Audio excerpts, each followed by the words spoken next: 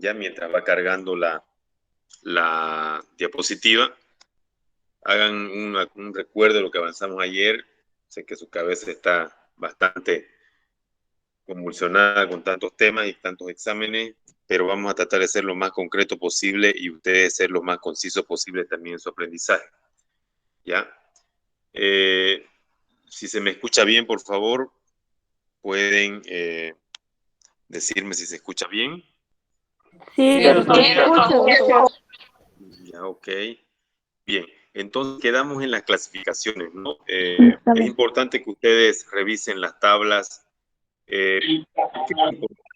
¿Por qué es importante? Porque cuando un paciente les ingresa a ustedes a la emergencia, y vamos a tratar de ser realistas, ¿no? El paciente que ingresa a la emergencia cuando usted está de turno o el que viene a su consulta externa y le dice, doctor, me duele la boca del estómago, pero sin embargo el dolor se me puede irradiar o se me va en cinturón o se me va al lado derecho, izquierdo y hacia la espalda.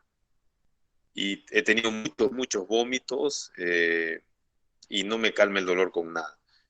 Entonces, más o menos esa es la clínica de una pancreatitis aguda. Un paciente con mucho dolor en mi abdomen superior, en cinturón, ¿ya? Y que vomita bastante. Entonces hay un mnemotécnico que dice disesa, ¿no? Disesa, por ejemplo. Dolor izquierdo, continuo, emetizante, porque vomita mucho el paciente, con amilasa alta, ¿no? En este caso se aumentaría amilasa y lipasa alta. Entonces, ese paciente, lo más probable, hasta que no se demuestre lo contrario, es que tenga una pancreatitis aguda. Entonces, lo primero que hace usted es examinarlo, ver que el paciente no esté ictérico, o si está ictérico, más aún todavía hay que pensar en una colangitis o una complicación, y pedirle, obviamente, su perfil hepático, ¿no? Sus laboratorios, su perfil pancreático, amilasa lipasa, y colocarle una vía venosa y ponerle analgésicos y ponerlo NPO al paciente, nada por oral. Entonces, usted lo pone en observación, le hace sus analgésicos, le hace su hidratación, espera los resultados. Y entonces los resultados le vendrán a usted, vendrán el perfil hepático. Lo primero que uno se fija es si las bilirrubinas están elevadas, para pensar en un síndrome ictérico, que ya pasamos anteriormente en el tema anterior. Si la bilirrubina directa está aumentada, será un obstructivo, ¿no? Si la fosfatasa alcalina está aumentada también, juntamente con las bilirrubinas, corrobora más el diagnóstico de un obstructivo. Y si la amilasa está elevada 3 veces lo normal, ya tenemos el diagnóstico, ya está el diagnóstico de pancreatitis. Pero ahí está el dilema. Si ustedes reciben un paciente con más de 2 días de evolución, la amilasa con seguridad estará normal y ustedes se pueden confundir en decir que no es una pancreatitis aguda, ¿ya? Porque no le han pedido lipasa. Entonces, si ustedes solicitan lipasa, con seguridad la lipasa les vendrá aumentada porque la lipasa dura generalmente 5 días en el torrente sanguíneo. ¿Ya? Entonces no nos compliquemos mucho, seamos prácticos y diagnostiquemos una pancreatitis aguda. ¿Ya? No cometamos el error de no pedir amilasa y lipasa en todo cólico biliar o en todo dolor en el abdomen superior. ¿Ya? Ahora, una vez ustedes han diagnosticado pancreatitis, ya ven en la utilización de estas escalas que yo les estoy diciendo. La escala de Petrov, que ya la vimos ayer, es fácilmente utilizable y descartando usted una pancreatitis aguda de tipo leve, moderada, grave o crítica. ¿Ya? La escala de Baltasar se utiliza después de 5 días, porque ya hemos dicho ayer que la tomografía no se pide al ingreso nunca de un paciente con pancreatitis. ¿Ya? Salvo que obviamente tenga 6 días de evolución, digamos, con una pancreatitis moderada o grave y vaya a terapia intensiva, ahí se puede pedir de ingreso el paciente una tomografía, porque sabemos que, ¿por qué? Digamos, la pregunta, me pueden decir ustedes, doctor, pero ¿por qué usted me está diciendo que no le pida tomografía el primer, el segundo, el tercer, el cuarto día este paciente con pancreatitis? Sencillo, la respuesta es porque a partir del quinto día recién dan los cambios de una probable pancreatitis necrótica o necrohemorrágica, como se dice. ¿Ya? Entonces, no, lo único que vamos a ver en los primeros días es una pancreatitis edematosa. Y ya para el quinto, sexto, séptimo día, probablemente veamos a de necrosis, ¿no? Normalmente nosotros le pedimos, yo como protocolo le pido al séptimo día, ¿no? Cumpliendo la primera semana. ¿Ya? Ahora los criterios de Apache 2, en lo posible, Apache 2 hay que hacerlo en la emergencia, ¿no? O sea, se debe hacer en la emergencia. Por también eso nos va a dar un criterio de internación a UTI. Paciente con Apache 2 mayor de 8 tiene criterio de internación en terapia intensiva, ¿ya? Entonces, tratar de completar el Apache 2 es muy importante. Ahora, si la pancreatitis es leve, el paciente estará basada en medicina interna o cirugía, ¿ya? Generalmente medicina interna. Si el paciente tiene pancreatitis aguda moderada, desde moderada, grave o crítica hasta a UTI, ¿ya? Porque eso no quiere decir que una pancreatitis moderada no se vuelva grave, se puede volver. Puede haber esa rotación de gravedad, ¿ya? Y ahí también, cuando ya pedimos nosotros la tomografía, vamos a valorar los criterios de Baltasar, ¿ya? Eso en terapia intensiva. Entonces, más que todo, a ustedes les compete saber las escalas, la escala de gravedad, la escala de Petrov, que es pronóstica también, la de Apache 2, que es pronóstica, y saber la de Baltasar, porque eso se van a topar también cuando estén en terapia intensiva y ver un paciente con pancreatitis aguda. Entonces, a ver, vamos a repasar rápidamente algunos otros criterios, que son los criterios de Ransom, por ejemplo. Los criterios de Ransom y pronóstico tienen un factor de predictividad positiva entre 50 y 55% más o menos, pero son superados por Apache 2, ¿no? Que tiene un factor de predictividad positiva de pronóstico de 65% más o menos, y si se suma Apache 0, subirá un punto más, entonces tiene más pronóstico. El Apache 0, ustedes saben que es el índice de masa corporal, arriba de 30 se le aumenta un punto, serían 9, digamos, si tiene IMC más de 30. Y hay otros scores que son BISAP, que son INRI, que son Glasgow, pero por separado han demostrado que no son más fuertes en pronóstico que el Apache 2, ¿no? Entonces nosotros utilizamos la de Petrov, el Apache 2 y el Baltasar, ¿ya? Siguiendo con las diapositivas, no sé si estamos aquí, ¿ya?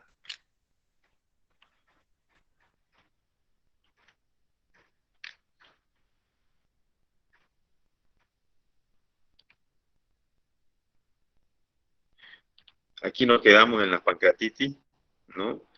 Y ya hemos dicho también que la infección, la sobreinfección de la pancreatitis se da por vía colónica, ¿no? El colon transverso, ¿no es cierto? Entonces, más o menos haciendo un porcentaje, el 80%, así como dice aquí la diapositiva, de las pancreatitis serán leves a moderadas, ¿no? Un 15%, un 15% serán graves. Y un 5%, perdón, un 15% serán graves, 4% críticas y hay un 1% que puede ser fulminante. Hay a veces esas pancreatitis que los pacientes fallecen hasta en un día, en 24 horas, son muy fulminantes, ¿ya? Pero los pacientes también tienen que tener muchos factores de riesgo, por ejemplo, para que pueda suceder esto, ¿ya? Aquí, más o menos, recordando la exploración abdominal, puede haber resistencia, dolor en el abdomen superior, ruidos peristálticos ausentes, masa epigástrica palpable. Si usted más palpa el epigastrio en la pancreatitis, está duro. hay una masa palpable. Y estos signos de Gray-Turner o signos de Cullen, el Gray-Turner es una equimosis periumbilical y el de Cullen es una equimosis en los flancos. Generalmente se dan en las pancreatitis graves.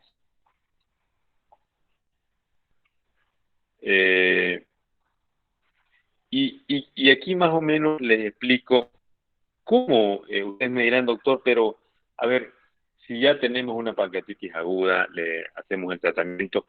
Los pilares del tratamiento de una pancreatitis aguda antes eran 4, ¿no?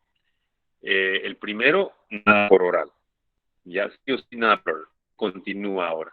Nada por oral. El segundo era hidratación. Sí o sí, porque el paciente viene deshidratado. El tercero era sonda nasogástrica. Ese ya es discutible y hasta que ya no se utiliza, porque no se olviden que los pacientes con pancreatitis son vomitadores. Entonces, por eso se le colocaba en la sonda nasogástrica para que estén en reposo gástrico.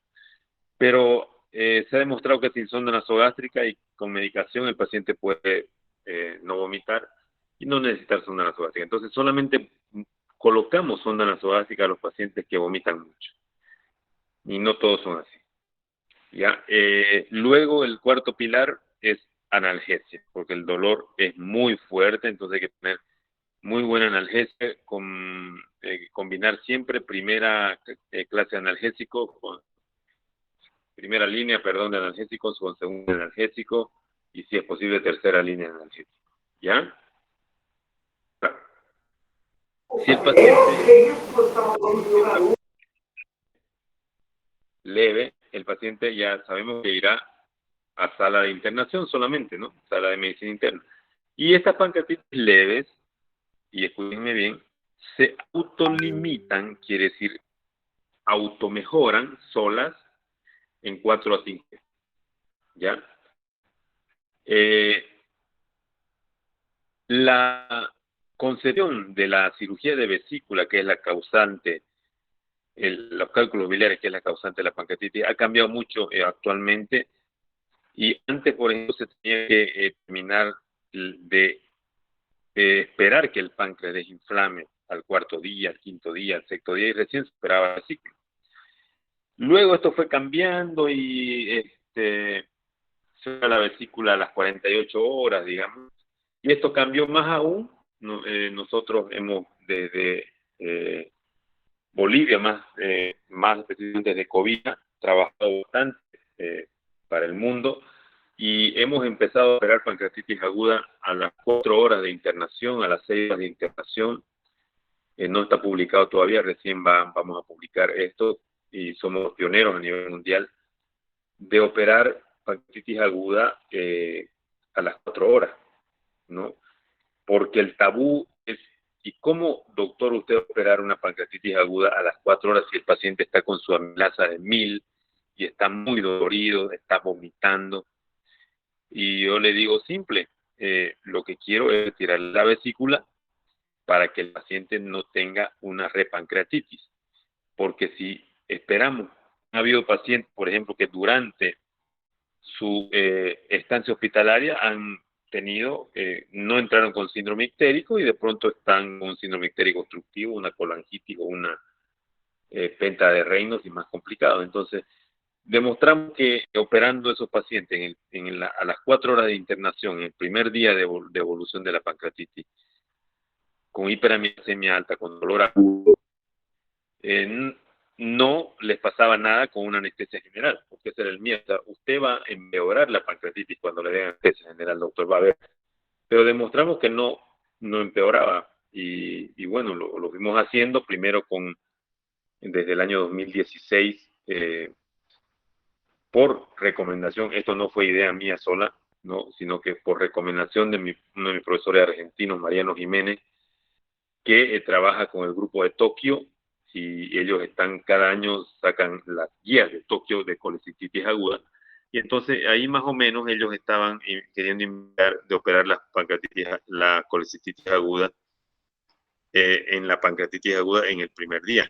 Y entonces yo le pregunté y él me dio más o menos esa idea del 2016. Del 2016 nosotros, yo introduje mi primer paciente con pancreatitis aguda vía laparoscópica estándar con 4 puertos y no pasó nada. El paciente salió muy bien, ya sin vesícula, y bueno, se ahorra un montón de cosas, pues, ¿no? Y ahora desde el año 2019 opero a estos pacientes con pancreatitis aguda con cirugía sin huellas solo por el ombligo, y también es mucho, mucho mejor la recuperación. La anestesia general pues no causó nada, no les causa el daño. Y lo más increíble que yo he notado en estos pacientes es que cuando yo ingreso a la cavidad abdominal, en la mitad de los pacientes he encontrado la esteatonecrosis. O sea, uno ingresa y cuando están con pancreatitis por dentro del abdomen se llena de depósitos de calcio, así como granos de arroz, todo el abdomen. Pero por increíble que parezca, en la mitad encontré, en la mitad no encontré. Entonces no me puedo preguntar por qué sí en la mitad y por qué no en la mitad. Es algo que tengo que responderme todavía. No he sabido contestarme esa situación. Debe ser la fisiología del cuerpo humano, ¿ya? Entonces, fíjense cómo la ciencia avanza, nosotros ayudamos también a ello. Cuando salgan estas comunicaciones o publicaciones, Dios quiera que puedan ustedes verlas aún, y ya están sabiendo de que es de nosotros, ¿no? Ahora, y ustedes me dirán, doctor, pero si el paciente ya, bueno, fue a medicina interna y ya lo operó, digamos usted, ahora solo que este protocolo no está arraigado, no lo toman todos los cirujanos, casi nadie lo toma porque, digamos, tienen como miedo, hay un poco de recelo de hacerlo, pero poco a poco se está popularizando por todos los servicios de cirugía del mundo. Y ahora, ¿qué pasa con el paciente que está en sala de internación y está ictérico y necesita ERCP? Generalmente el paciente, si está ictérico, ya hay un porcentaje de cálculos que van a salir solo y no es necesario mandarlos a ERCP. Pero no tenemos ninguna escala, y estamos trabajando en eso en el hospital de nosotros, ninguna evidencia que nos diga, doctor, a este paciente sí o sí mándelo a RCP, o a este paciente no me lo mande a RCP por esto, por esto, por esto. Entonces, estamos intentando, como no tenemos RCP acá en Cobija, hemos visto de que la gran mayoría de los pacientes, por ejemplo, los que tienen pancreatitis aguda, no los mando a hacer RCP, porque sé que la cabeza del páncreas va a desinflamar y generalmente eso me ha pasado en casi el 100% de pacientes con pancreatitis aguda, pero no así en pacientes con síndrome ictérico sin pancreatitis aguda, ¿no? Ahora en los pacientes con pancreatitis aguda que demuestran tener colangitis, eso sí o sí deben ir a RCP, lo más urgente posible. Pero ya les saqué la vesícula, digamos, ¿no? Entonces ya tienen un factor de riesgo menos, eso es importante señalar. Yo les gano, digamos, a la enfermedad. No le gano la enfermedad. Solamente que si el paciente está muy delicado, muy mal, no va a ir a RCP, digamos, tampoco va a entrar a cirugía porque se supone que el paciente va a pasar a UTI, sería una pancreatitis moderada, grave o crítica.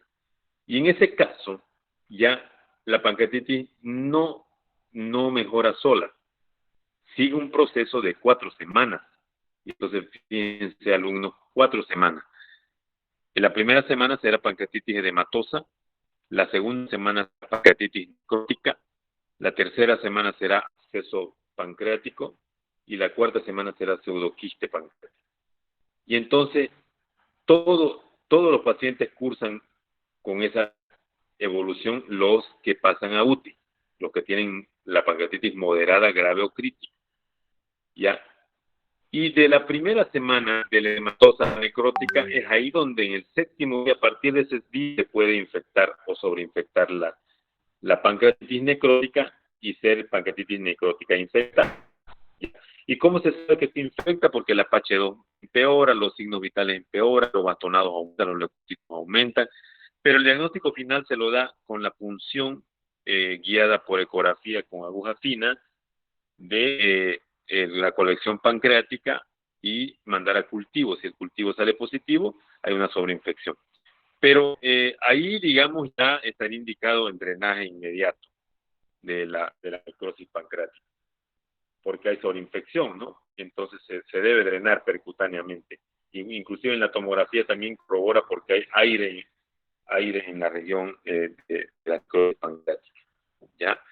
Pero muchas veces esta necrosis pancreática puede cursar estéril, y cursar estéril hasta el final de las 4 semanas, y no hay para qué tocar al paciente. Si la necrosis se infecta, puede formar absceso, ya a partir de la 3ª semana,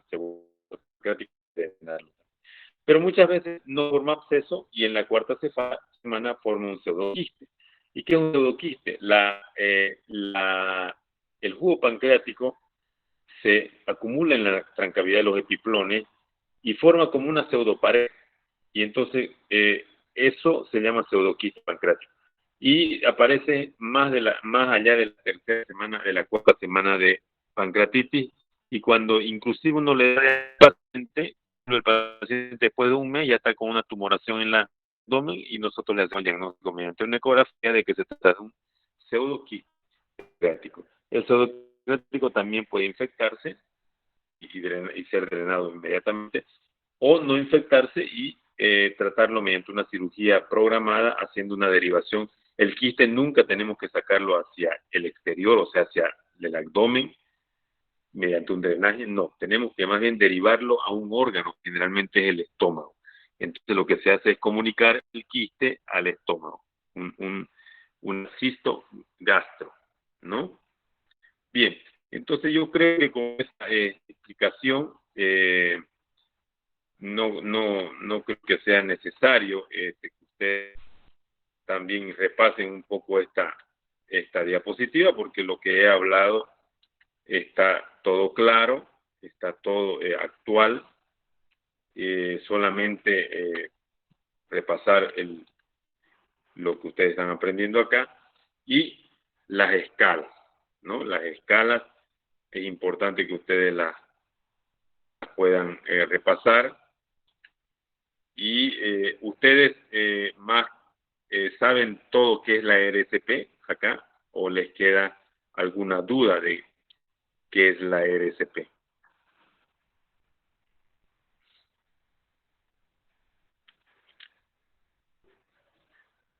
¿Alguien no sabe? Doutor, ¿puede nos aclarar? Por favor. Ya, pero lo que quiero saber es que todos saben qué es la ERSP. No, doctor.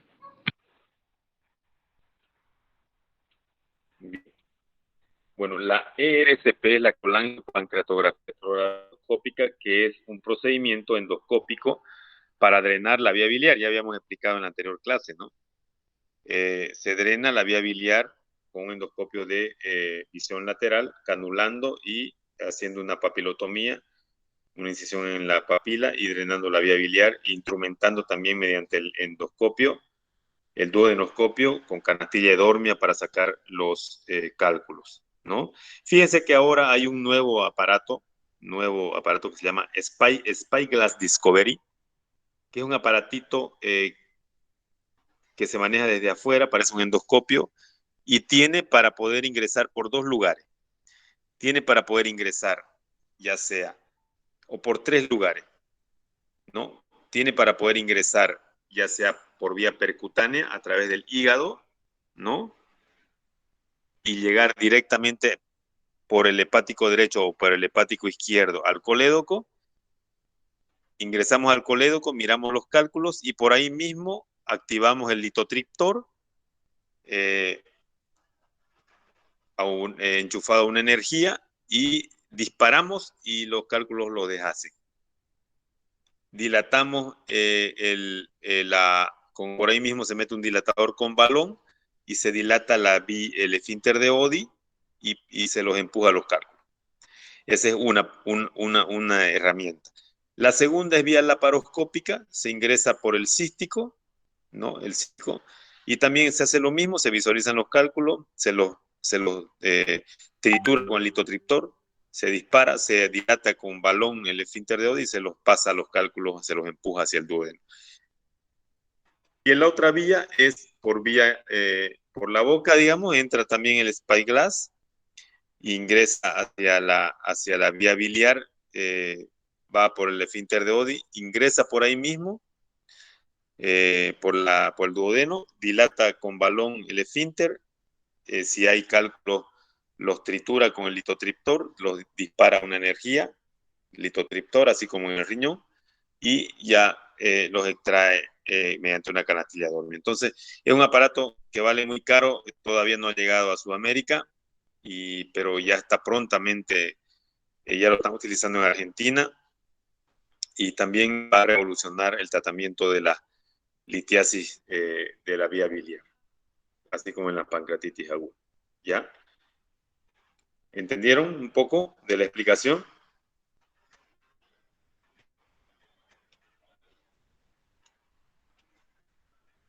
¿Me escucharon? Sí, doctor. Sí, doctor. Bien. Ok, entonces ahora hay otro término, que ustedes alguna vez van a escuchar seguramente, la necrosis amurallada. En la pancreatitis aguda no es quirúrgica, obvio, es un tratamiento médico, ¿ya? Eso tienen que entender muy, muy claramente. Solo se opera las complicaciones de la pancreatitis aguda, ¿ya? Y esa necrosis pancreática que se da infectada, digamos, o no infectada, cuando no está infectada y es estéril, se la deja que se endure lo más que se pueda. Porque si está muy blanda, hay muchos vasos ahí, puede haber hemorragia, la esplénica se la puede deshacer y es una catástrofe. Entonces, mientras más pase de la cuarta semana para drenar y el paciente esté estable, será mejor. ¿Ya? Entonces, es mejor esperar una necrosis amurallada, así ya bien consistente, para drenarla. Salvo que el paciente esté muy inestable y los parámetros estén en contra para ingresar antes de ese tiempo. ¿Ya? Bien, hemos terminado con este tema. ¿Alguna pregunta sobre pancreatitis para pasar a diverticulitis?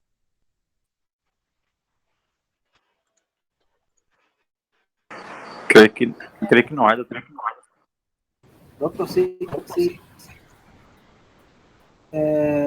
Yo no comprendí muy bien esta parte ahí que habló de la necrosis amurallada. Sí, la Sí, necrosis amurallada, la necrosis, hemos dicho que la necrosis se da a partir de la segunda semana, ¿no es cierto? Puede infectarse por la translocación bacteriana del colon, como no puede infectarse. Entonces, esta necrosis va, muchas veces no forma absceso pancreático también, ni pseudoquiste, y va solo la necrosis y el paciente sigue estable, o sea, vivo, digamos, porque la pancreatitis grave y crítica es una patología que tiene alta mortalidad. Entonces, si el paciente, generalmente 40% de mortalidad tiene, ¿ya? En nuestro hospital tal vez más por las condiciones que tenemos, digamos, ¿no? En otras UTIs que son súper completas, la mortalidad disminuye, obviamente, ¿no? Entonces, la necrosis hay que esperar que se endure lo más que se pueda, que se circunscriba lo más que se pueda para poder intervenirla, y eso se da más allá de la cuarta semana, ¿ya? Pero si el paciente está muy inestable, signos de infección, aire en la necrosis pancreática, se ingresa antes a drenar. El tratamiento es percutáneo, ya el tratamiento, el drenaje pancreático es percutáneo ahora, pero en hospitales donde hay, lo hacen abierto, inclusive. Nosotros lo hemos hecho mucho abierto, con incisión mediana o con incisión de chevrón transversal en nivel de epigastrio. Y hay que abrir, así como le dije, el gastrocólico entre el estómago y el colon transverso, y ahí está el páncreas, y sacar la necrosis con la mano o sacar con una pinza aro y se lo va depositando. Ahí se lo deja abierto el abdomen y se vuelve a entrar después de 2 días, ¿no? Inclusive antes se suturaba cierres, así como cierres de pantalón a la piel, y se abría de nuevo y se cerraba, se abría de nuevo y se cerraba.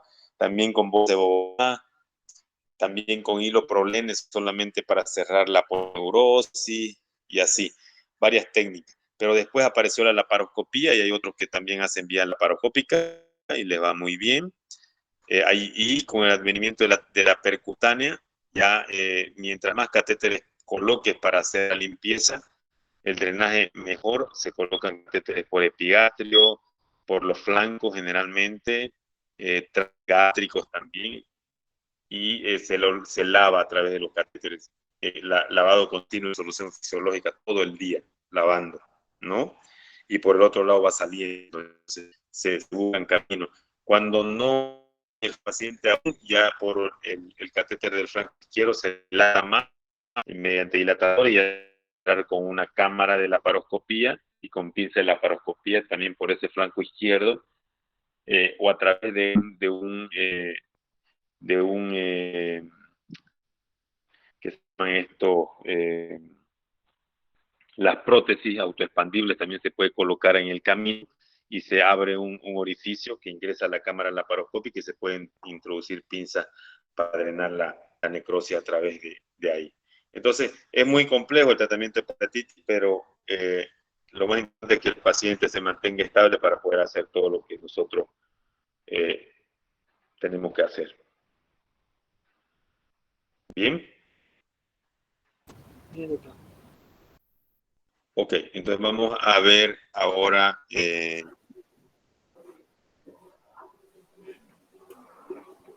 Doctor, sí, te aviso. hay una duda, no sé si fue pasada en la clase ahora.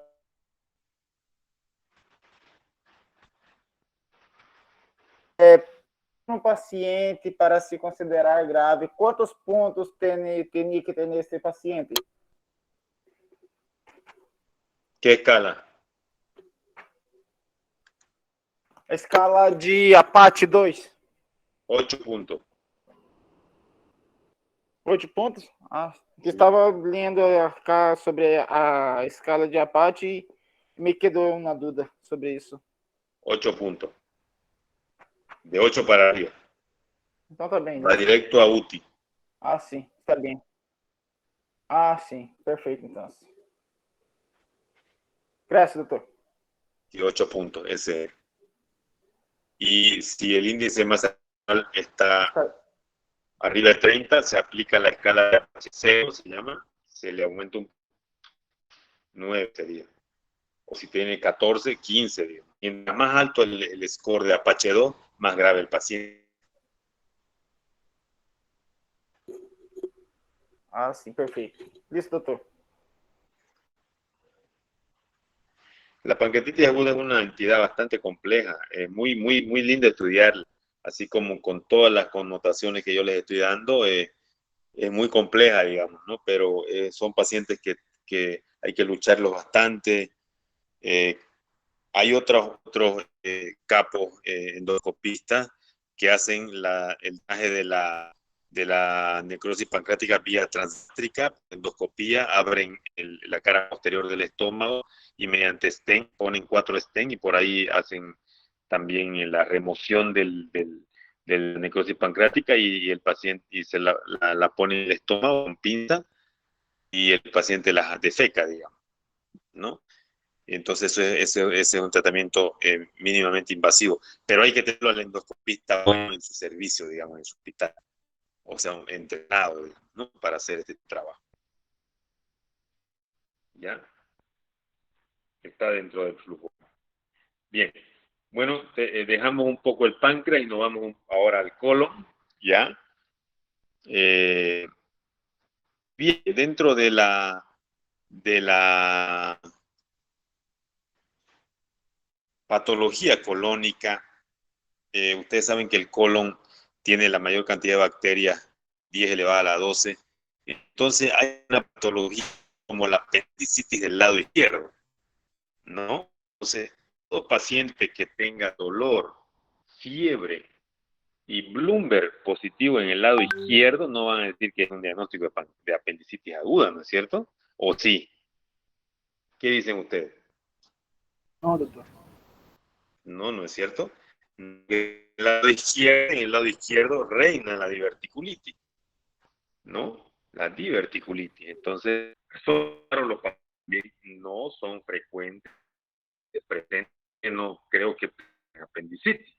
porque el lado izquierdo, a no ser que el apéndice, y puede pasar, sea muy largo, o sea, muy largo, y pase de todo el hipogastrio en la fosa ilíaca izquierda, digamos.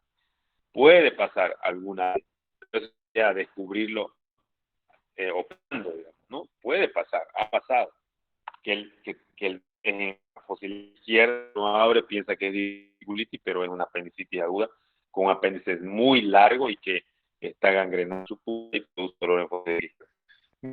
Nosotros no mantenemos en que en el lado izquierdo, con dolor en fosa ilíaca izquierda, hasta que no se demuestre lo contrario, más fiebre, más reacción peritoneal, estamos frente a una diverticulitis aguda. ¿De acuerdo?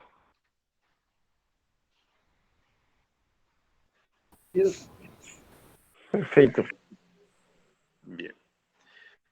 Entonces acá, el divertículo, ¿qué es el divertículo? El divertículo es el prolapso de la mucosa a través de la pared muscular del colon, ¿no? O sea, es solamente el término divertículo, es el prolapso de la mucosa a través de la pared muscular del colon. O sea, es como un globo, el divertículo, como un globo que sale de la pared y solo tiene mucosa, no tiene todas las capas del colon, ojo. ¿Ya? Y por dentro en la colonoscopía se ve puro orificios en la pared, que es la boca, pues, ¿no? El orificio de ingreso del divertículo, ¿ya? Ahora, la diverticulosis implica la presencia de uno o más divertículos aquí, sin causar sintomatología, la diverticulosis. La enfermedad diverticular incluye todos los casos en que los divertículos causan manifestaciones clínicas como sangrado o inflamación. Eso es la enfermedad diverticular.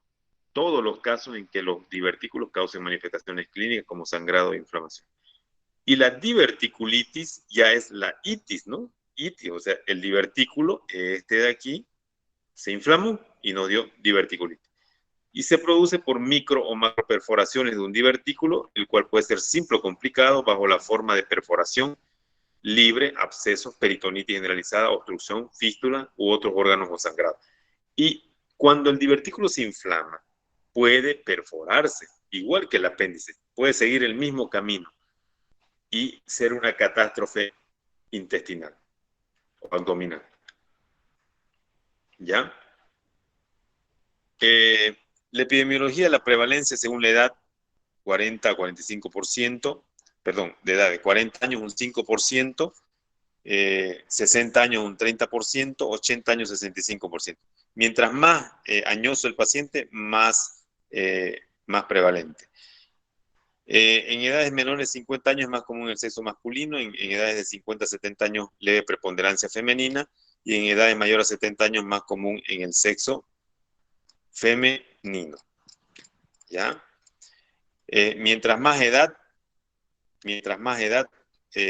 puede aparecer más la diverticulitis. Tenemos, por ejemplo, si hay dieta pobre en fibras y residuos, si formamos heces más compactas aquí, si tenemos un sigmoide estrecho, si hay contracciones segmentarias en regiones más pequeñas, si hay mayor presión, hasta mayor a 90 milímetros de mercurio, hay alteraciones del tejido conectivo o zonas débiles de la pared, aparecen los divertículos, así como los ve acá usted. Así. Ese es un divertículo, ¿no? Aquí está la distribución. En el colon sigmoide se da la mayor parte de los divertículos, en el 60%, en el colon descendente en el 30%, en el colon ascendente o en el ciego en el 4%, en el ascendente en el 2% y en el transverso en el 2%. Entonces, el 60% está ¿dónde? En el sigmoide, ¿no? Por eso es que el apendicitis del lado izquierdo del abdomen bajo. La etiopatogenia, hay protrusiones de la mucosa a través del colon en puntos débiles de la pared, hay localizado entre la tenia mesentérica y la antimesentérica, y en sitios que penetran las arteriolas en la pared muscular, aquí. Ahí se forma el divertículo. Divertículos falsos hay también, que son herniaciones de la mucosa y submucosa a través de un defecto de la capa muscular del intestino y cubiertos solo por serosa, ¿ya? La diverticulosis son pequeños múltiples adquiridos en el sigmoide. O sea, se llama la diverticulosis, que no está inflamada. No diverticulosis. Y el divertículo verdadero son raros, son congénitos, dice, y se presentan en el ciego y colon ascendente, y son únicos y son muy grandes los verdaderos. Son muy grandes, ¿no? Así se dice el divertículo verdadero, cuando son muy grandes. ¿Ya? Y los síntomas aparecen en el 30% de los individuos afectados. Generalmente son asintomáticos. Al penetrar en la pared intestinal, los vasos rectos crean áreas de debilidad a través de los cuales pueden herniarse porciones de mucosa y submucosa colónica, cubiertas de serosa. Los vasos ingresan en la pared a cada lado del borde de la tenia mesentérica y en las dos tenias antimesentéricas. No hay formación de divertículos distalmente a la unión recto-simple.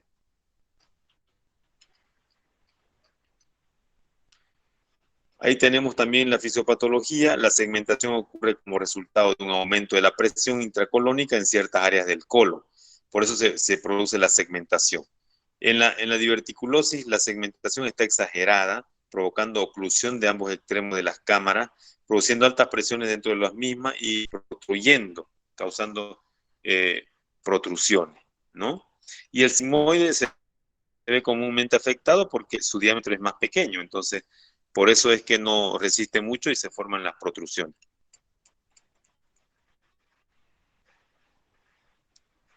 Dicha segmentación representa fuertes contracciones musculares de la pared y sirven para avanzar el contenido luminal o detener el pasaje de material, ¿no? Tenemos un cuadro donde podemos ver el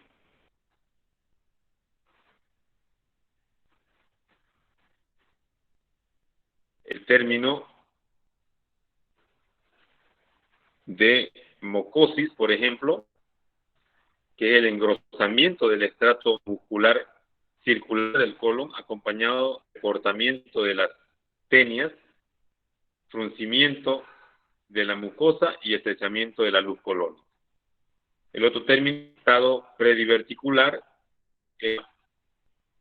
mucosis de los sin divertículos reconocibles, la diverticulosis colónica, que es la presencia de divertículos asintomáticos, la enfermedad diverticular no complicada, que es la presencia de divertículos y síntomas no debido a complicaciones, y a la enfermedad diverticular complicada está con diverticulitis simple, diverticulitis complicada y hemorragia diverticular. La simple es solo inflamación necrosante de uno o más divertículos con microperforaciones.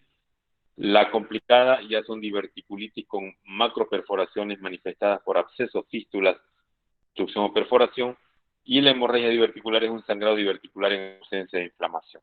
Una de las causas de rectorragia o de hematoquesia es la diverticulosis, ¿ya? La clasificación clínica de Minnesota habla grado 0, no inflamatorio, grado 1, inflamación crónica, grado 2, inflamación aguda sin microabsceso, grado 3, presencia de absceso pericolítico, mesentérico, grado 4, absceso pélvico y grado 5, peritonitis fecal purulenta. Ahora esta clasificación de Hinchey es la que más utilizamos, la clasificación de Hinchey, donde nos muestra el estadio 1 que solo tenemos un absceso pericólico limitado. ¿Ya? El estadio 1 solo hay un absceso pericólico limitado.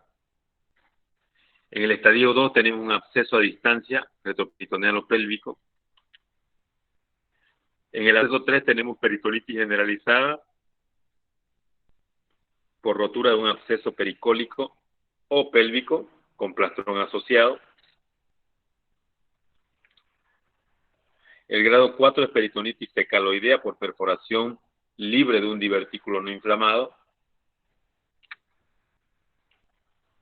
Y esos son los 4 tipos de peritonitis o en la clasificación de Hinchey. Nosotros siempre vemos esta clasificación ya que nos va a dar las pautas para poder ver si realmente nosotros está complicado la diverticulitis está con absceso, podemos hacer drenaje con percutáneo, con un catéter en cola de chancho, o si ya es generalizada, obviamente tenemos que hacer una laparotomía, ¿ya? Los estadios tomográficos aquí, por ejemplo, tenemos el divertículo perforado. Aquí tenemos un drenaje percutáneo de esta zona. Aquí tenemos una diseminación ya generalizada y aquí también ya hay generalización del cuadro peritoneo. Este término de diverticulitis representa cambios que van desde una inflamación local subclínica hasta una peritonitis generalizada con perforación libre. El mecanismo de aparición de diverticulitis es por perforación de un divertículo, ya sea microscópica o macroscópica. La diverticulitis simple está en el 75% de los casos y está complicada en el 25% de los casos, ya sea con absceso, con fístula, con perforación.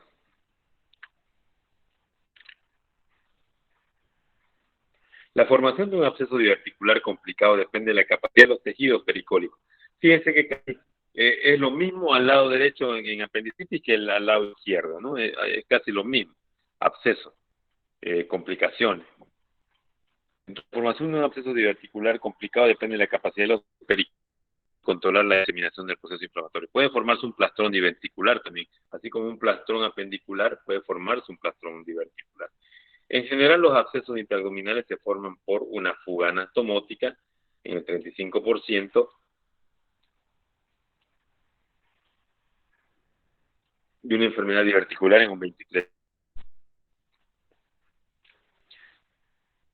Los signos y síntomas tenemos fiebre, leucocitosis, tumoración dolorosa, el tratamiento de absceso pericólico pequeño, 90% responde a antibiótico y manejo conservador, es lo que yo le decía, mediante la clasificación de Hinchey.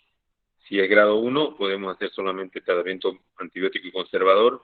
¿Y cuál tratamiento? La triada clásica, ¿no? Gran positivo, gran negativo, negro, cefalosporina con aminoglicósido y metronidazol o clindamicina. Y también se puede utilizar fluoroquinolona en vez de la cefalosporina. Tenemos la levofloxacino o el ciclofloxacino. Luego podemos hacer drenaje percutáneo de los abscesos en el tratamiento de elección para colecciones simples bien definidas.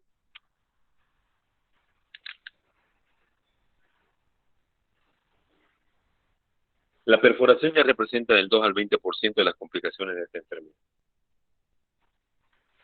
Las fístulas pueden ser colovesicales en el 65%, las más frecuentes a la vejiga, colovaginales en un 25% a la vagina, colocutánea y coloentérica.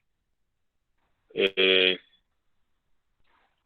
diagnóstico se hace mediante ecografía, pero es más fidedigno mediante tomografía. Podemos hacer un edema varitado, a pesar de que el edema varitado está contraindicado, y escuchen bien, está contraindicado el edema varitado cuando hay signos de diverticulitis aguda. No se hace. Ya, se puede hacer la vaginoscopía, la cistoscopía o la fistulografía.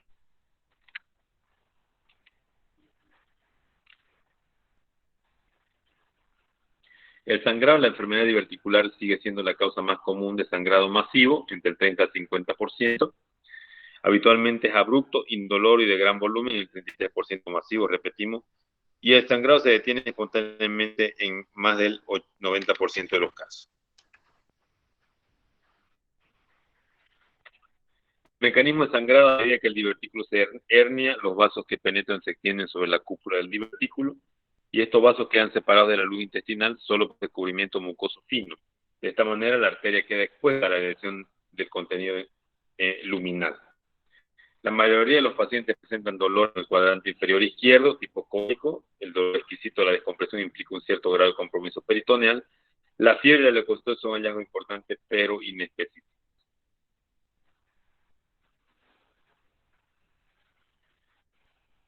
Ahí tenemos la producción de dolor, ¿no? Los estudios de gabinete tenemos la tomografía que evalúa tanto el intestino como el mesenterio con una sensibilidad del 69 al 98% y especificidad del 75 al 100%. Los hallazgos tomográficos más comúnmente observados incluyen engrosamiento de la pared intestinal, divertículos, presencia, abscesos asociados.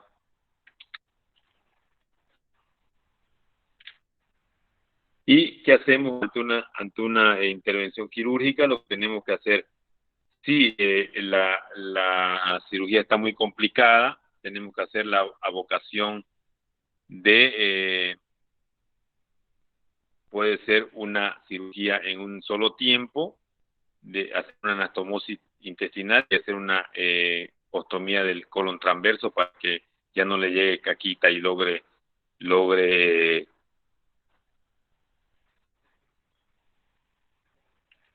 cicatrizar adecuadamente la anastomosis.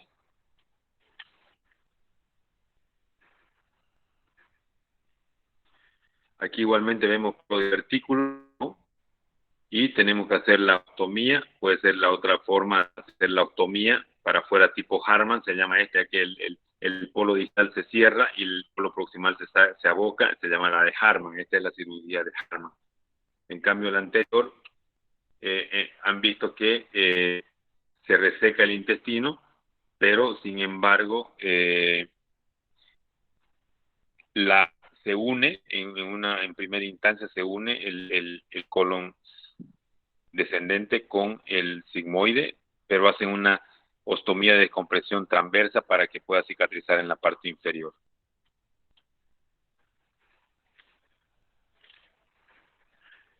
Se dice que la radiografía abdominal es anormal en el 30-50% de los pacientes con diverticulitis aguda, porque obviamente se forma un ilio, pues no, ya hemos visto que si en el lado derecho hay un ilio, en el lado izquierdo también habrá un ilio.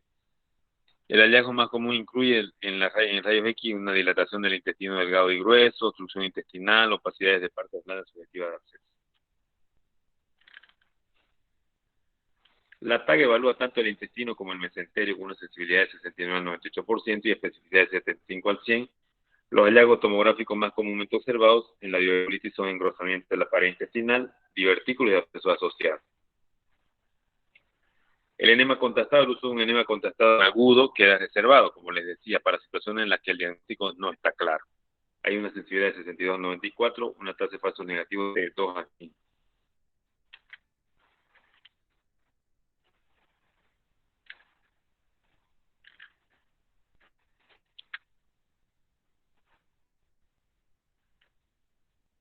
El manejo médico, el tratamiento ambulatorio puede darse en pacientes con dolor, hipersensibilidad, hipersensibilidad leve, sin síntomas sistémicos. Se puede dar dieta baja en residuos, antibióticos durante 7 a 14 días, amoxicilina, ácido clavulante, metocloprid, sulfametosazol, quinolona, metronidazol durante 7 a 10 días. Si se espera mejoría en 48 a 72 horas, si no mejora, hay que operarlo, ¿no? Es importante descubrir Escherichia coli o Bacteroides fragili. Si no se observa mejoría en 48 a 72 horas, buscar una colección intraabdominal.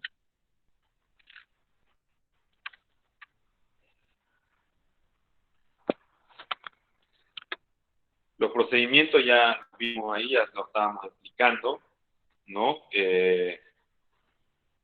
Podemos hacer la resección primaria, si nos da la parte, la anatomía intraabdominal, y resecamos y hacemos una anastomosis terminal, ¿no? Muchas veces las condiciones no nos dan y hacemos el Harman, o sea, abocamos el intestino hacia afuera, pero muchas veces hacemos resección con anastomosis primaria. Anastomosis es decir, unir el intestino. Muchas veces ahí tenemos el estadio, el intestino, ¿no? Se inflama, se perfora y hace su colección. La enfermedad diverticular es un cuadro diferencial, no creo que lo puedan utilizar. Lo dejaremos nomás. Es una diferencia entre hemorragia diverticular, diverticulosis, angiodisplasia y hemorragia no. Bien. ¿Alguna pregunta sobre diverticulitis? bastante sencillo el tema, ¿no? Porque es lado izquierdo y se sigue casi todas las normas del apendicitis y protocolo. Doctor, una preguntita. Cuando la persona necesita hacerse, vamos a suponer, una colonoscopia y tiene diverticulitis, ¿no hay ningún problema o hay alguna contradicción? Se suspende la colonoscopia si el cuadro está agudo, está contraindicado, solamente eso. Ah, ya, doctor, muchas gracias.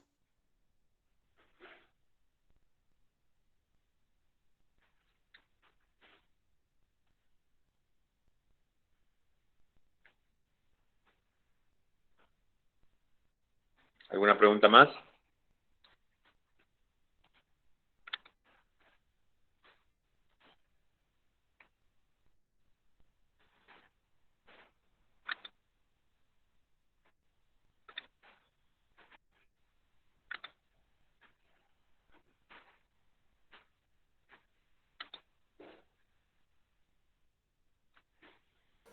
Eu ¿Ninguna? creo que no hay preguntas, doctor.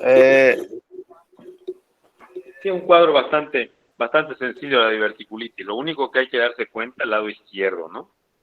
Es un diagnóstico casi cantado, ¿no? Es difícil de equivocarse, pienso yo. Lo único es seguir las normas, saber pedir una tomografía y saber colocar la clasificación Shade, ¿no? Usarla.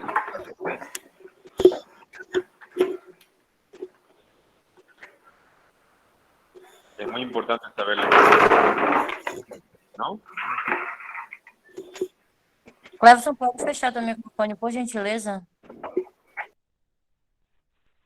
Obrigada. Bien. El penúltimo tema del programa es cáncer de colon, ya que mañana vamos a llevar el último tema, que es patología orificial, que es la conjugación de 4 patologías anales que van a ver bien frecuentemente ustedes en la consulta médica, que es la hemorroide, la fístula, el absceso perianal y los glicomas centinela, ¿no? Que son entidades que tienen sus cositas bastante interesantes y puntuales para saberlas diferenciar y hacer un tratamiento o derivación.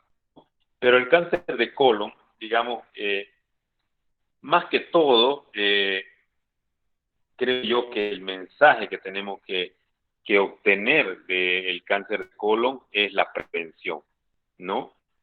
Recientemente hemos tenido el fallecimiento de mucha gente. Yo que hago colonoscopia encuentro muchos cánceres de colon avanzados, entonces como encuentro cánceres de estómago, cánceres de esófago. Entonces la prevención del cáncer de colon, deberíamos hacernos colonoscopia todos los años a partir de los 40 años, ¿no? Pero no lo hacemos. Y entonces ahí está el tema, digamos, ¿no? Bien. Es muy importante también preguntar sobre el hábito para defecar, la sangre oculta en heces, ¿no? Pedir sangre oculta en heces, ya usted más o menos con eso puede sospechar de que haya un cáncer de colon, la sangre oculta en heces, ¿no? Y a peor si hay sangrado activo, digamos, ¿no? Lo primero es hacer una colonoscopia. A ver, veamos qué nos dice el cáncer de colon sobre la parte epidemiológica.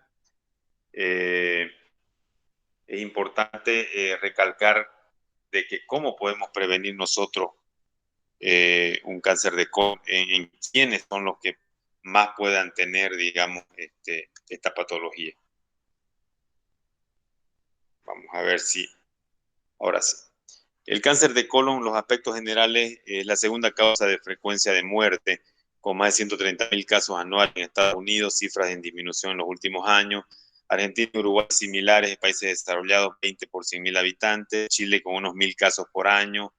La quinta causa de muerte por cáncer y una tasa de 5.8 por 100,000 habitantes. Es mayor en el siglo XIX, el siglo, mayor será en el siglo, no entiendo acá, mayor, me he equivocado, siglo XXI, ¿no? Acá, esta parte acá vamos a borrar aquí. Se pasó la...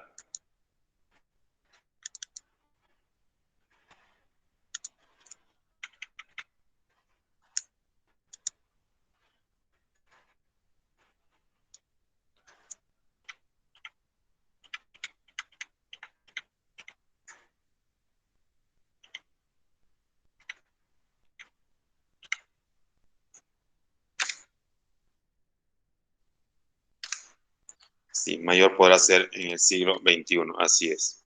¿Ya?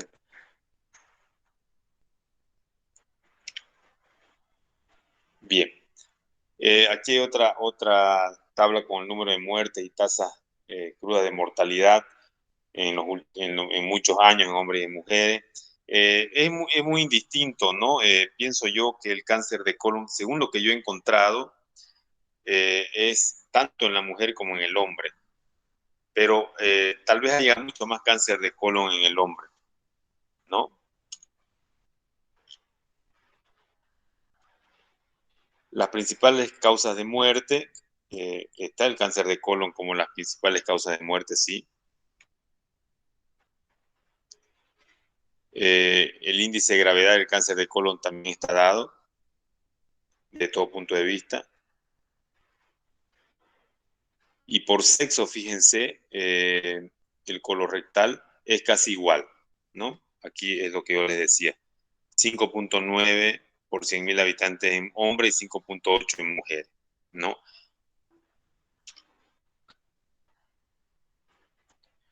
Variaciones en el colon y el recto. El recto tiene una tasa de 2.1 y el colon 4.7. Es mucho más el colon que el recto. Por la mitad más o menos le pasa. Esta clasificación de Dux, por ejemplo, y pronóstico del cáncer de colon es muy importante, la que nosotros llevamos siempre, donde dice estadio A, el cáncer está limitado a la muscular de la mucosa y submucosa, sobrevida a 5 años, el 90%. Estadio B, B1, cáncer extendido de la muscular mucosa. B2, cáncer extendido de la capa muscular, pero sin ganglio. Esto tiene una sobrevida de 60-75% a 5 años. ¿Ya? El grado C es C1, cáncer dentro de la pared intestinal con ganglios. El C2, cáncer más allá de la pared intestinal con ganglios, un ganglio positivo. 6 o más ganglios positivos. Si es un ganglio positivo, habrá 69% de sobrevida a 5 años. Si son 6 o más ganglios positivos, tendrán 27% de sobrevida a 5 años. Y el D ya es cáncer metastásico. Nosotros tenemos la grata satisfacción, por ejemplo, de haber operado a una paciente que encontré yo en la colonoscopía con cáncer en colon sigmoide y le propusimos cirugía. Trajimos cirujanos oncólogos de Santa Cruz y hicimos una cirugía. Cuando ingresamos a la cavidad, recién el colon, el tumor estaba pasando la serosa. O sea, había una leve protrusión en la serosa a nivel de la tenia. Y en todo el vaciamiento ganglionar que se hizo ampliado, solo dio un ganglio positivo. Entonces dicen, creo que es de más de 40 ganglios que hizo el vaciamiento ganglionar. Entonces dice la literatura que basta un ganglio positivo, ya usted tiene que ir a quimioterapia. Y entonces la paciente ya va 4 años y ha recibido su quimioterapia y está muy bien, ¿no? Eso fue antes de la pandemia, 2018, 3 años ya van, ¿no? 18, 19, 20, 21. 4 años va a ser, ¿no? Entonces aquí, tal como lo dice acá, si está dentro de la pared intestinal con un ganglio positivo, 69% de sobrevida. Entonces es alto, ¿no? La sobrevida. Y siempre nos encontramos a la señora por todos lados y está en buen estado.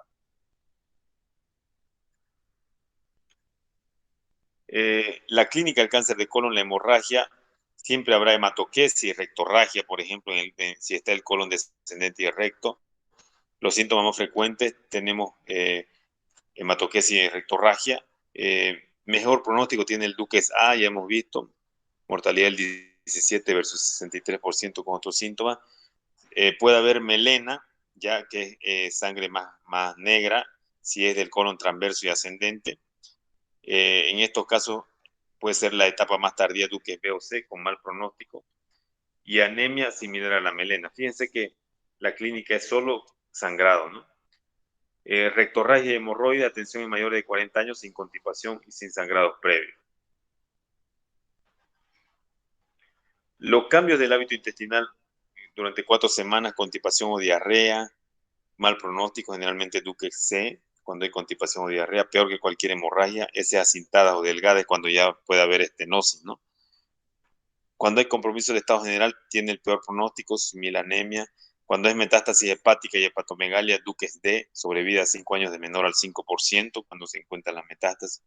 Y cuando hay masa palpable es excepcional, menos del 15%, mal pronóstico también, porque el otro día encontré un cáncer de colon, por increíble que parezca, que empezaba a los 5 centímetros de margen anal y se extendía durante 20 centímetros hacia arriba y llegaba al colon sigmoide. O sea, el total del tamaño del tumor, 20 centímetros de largo. El paciente no vivió mucho.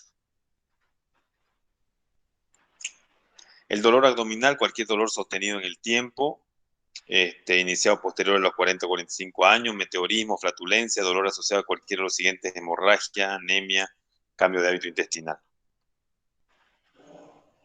Frente a sospecha de clínica de cáncer de colon, estudiar al paciente con colonoscopía. Ya puede hacerse también un enema varitado o la colonoscopía virtual con los tomógrafos de 32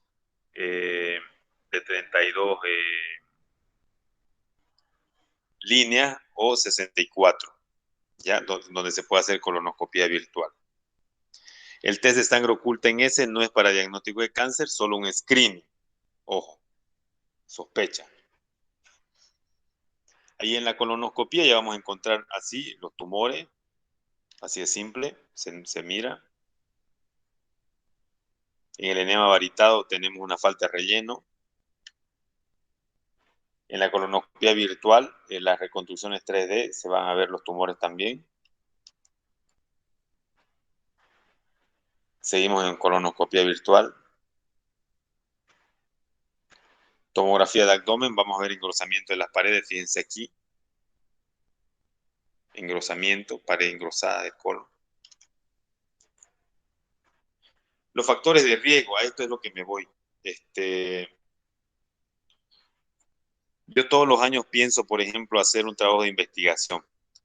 Y siempre he pensado, y no lo he podido hacer hasta ahorita, que dice detección de los factores de riesgo de cáncer gastrointestinal en cobija. Pero entonces me pongo a pensar, ¿cuántos factores podemos detectar en el esófago, por ejemplo, en cáncer de esófago, en cáncer de hígado, cáncer de páncreas, cáncer de colon? Hay uno o más que otro identificado, entonces va a ser un poco difícil ese estudio de investigación. Pero a ver si lo llevamos a cabo.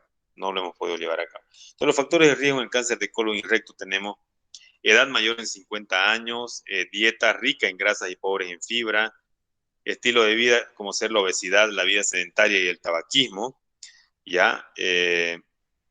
La herencia, poliposis familiar y síndrome de Gardner, cáncer familiar no polipósico, Lynch 1 y 2, Peutz-Jeghers, poliposis juvenil y familiar en primer grado de cáncer de colon. Son los factores de riesgo, más de 50 años, dieta rica en grasa y pobre en fibra, obesidad, sedentarismo y otra enfermedad. El historial médico: pólipos adenomatosos en colon o recto, colitis ulcerosa y Crohn, cáncer como mama, útero u ovario y antecedente cáncer de colon personal previamente. Nosotros tuvimos un caso de una señora, y no me acuerdo su nombre, Changaray creo que era, Changaray, que nos la trajeron del Hospital Galindo allá por el año creo que 2013 a mi consultorio y tenía diarrea crónica ya 4 meses, o sea, 15 veces por día iba al baño. Y entonces tenía hemorragia, estaba anémica, deshidratada, hasta que le hice colonoscopía y detecté que era una colitis pseudomembranosa.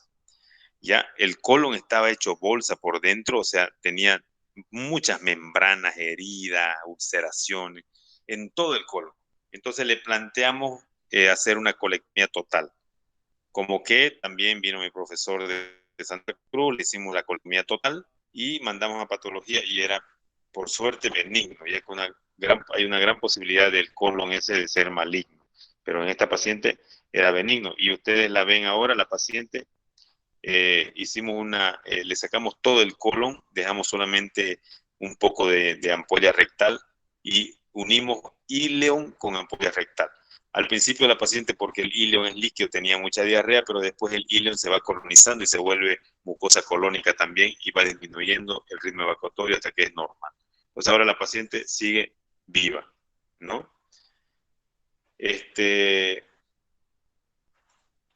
Antecedente de cáncer de mama, de útero, de ovario, antecedente de cáncer de colon personal previamente. Los pólipos adenomatosos de colon o recto, entre el 70 y el 90% del cáncer de colon proviene de un pólipo, fíjense. Entre el 70 y el 90% del cáncer de colon proviene de un pólipo. Es que por eso que hay que hacer colonoscopía y si se encuentran pólipos hay que biopsiarlo y ya se sabe si es o no canceroso. Pólipos tubulares tienen menor potencial de malignización y los vellosos son mayores. Los pólipos mayores de 2 centímetros tienen 50% de chances de neoplasia, o sea, los mayores. Un 15 al 30% de la población en Estados Unidos desarrolla pólipos. 15% de los pólipos son hiperplásicos y no se malignizan, solamente 15%. La colitis ulcerosa o enfermedad de Crohn, la colitis ulcerosa extensa con 10 años o más de evolución es la que se presenta mayor grado de riesgo. En las pancolitis con 25 años de evolución, el riesgo de desarrollo de cáncer se aproxima al 40% y el riesgo menor en enfermedad de Crohn, aunque es 5 veces superior al de la población general sana. Entonces, todas esas enfermedades colónicas raras tienen algún grado de riesgo de provocar cáncer, pero lo que más tiene riesgo, han visto, son los pólipos, ¿no?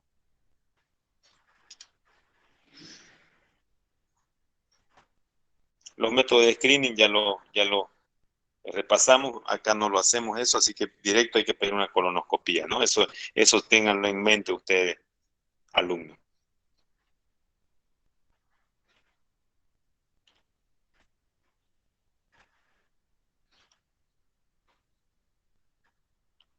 La prevención del cáncer de colon, tenemos que no hay que abusar del consumo excesivo de carnes rojas.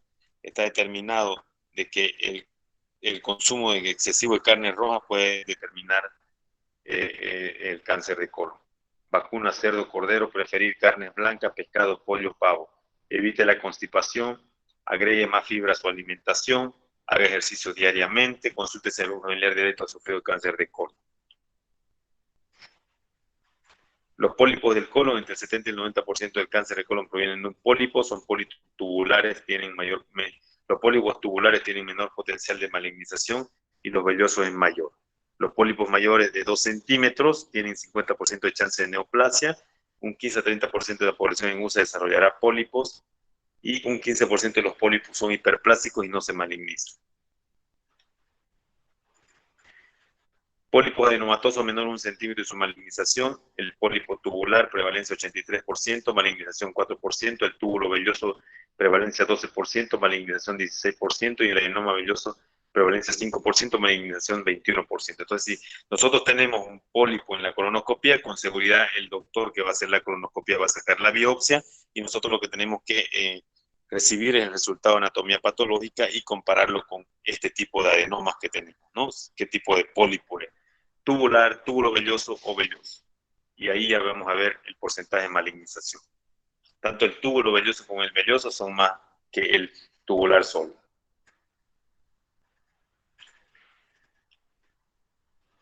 Ahí tenemos pólipo de colon, otro pólipo. La colitis isquémica es un mayor desorden vascular intestinal en ancianos, 60% está en el sigmoide, aumenta mayor compromiso vascular y clínicamente tiene dolor en mi abdomen inferior, moderado, diarrea con sangre, no crítico o grave, rara fiebre y leucocitosis. Puede causar estenosis, gangrena y pancolitis fulminante. El diagnóstico se hace con tomografía, con colonoscopia y rayos X. Fíjense que hay varias enfermedades colónicas, ¿no? Entonces hay que tomarle mucha atención a la clínica de los sangrados, de los dolores, más que todo sangrados, ¿no? Hemorragia. Y dolores, pues, ¿no? En mayores de 60 años, por ejemplo, esta colitis isquémica. Las causas pueden ser patología vascular, mesentérica, falla cardíaca y shock, hernia, válvulas, trauma. Asociado a cáncer de colon debe controlarse, terapia, reposo intestinal, antibiótico.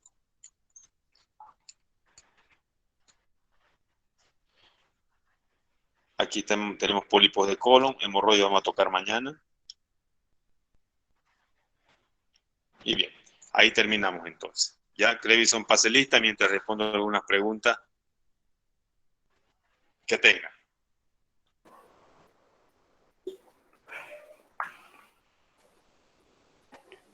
Buenas noches, doctor.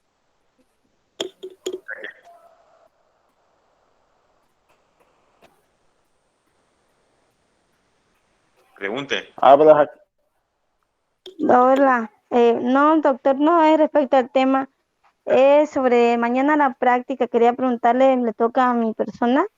Y quería preguntarle a qué hora tenemos que estar mañana en el hospital. Tenemos turno con usted. Le ven pijama que hay cirugía a las 8. Más temprano, 8 menos cuarto. Ya, doctor, gracias. Mañana vamos a operar una ventroplastía.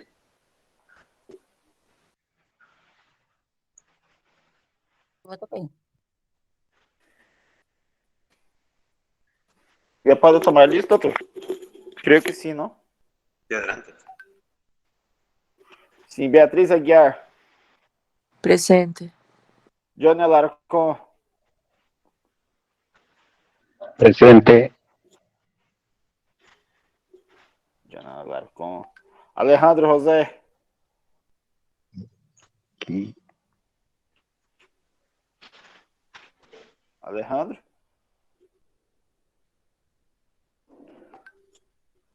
Sérgio Aliaga.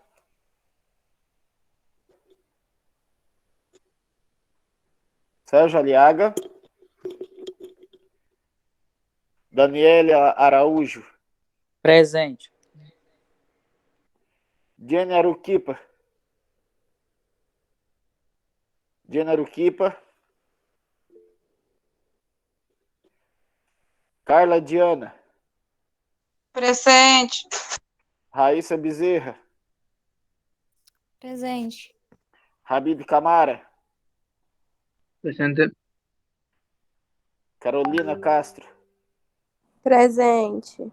Fidel. Presente. Natália Coelho. Presente. Tatiane Cunha. Presente. Ilha Carvalho. Presente. Primitivo. Presente. Matheus Cunha. Presente. Maria da Conceição. Presente. Presente. Sara de Lima. Sara de Lima. Presente. Gerlan Ricardo. Presente. Presente, Gerlan Ricardo. Ok. Sara de Oliveira. Presente. Kesson de Oliveira. Presente. Reginei.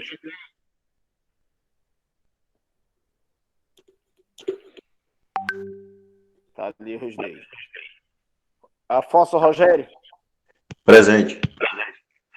Sabrina e Kevin de Mourão. Presente. Sulamira. Presente. Liranilda. Presente. Andréa Gomes. Eu pedi para te avisar que ele está presente, o microfone dele está com problema. Não, tô ok. Andréa Gomes. Cassius Clay.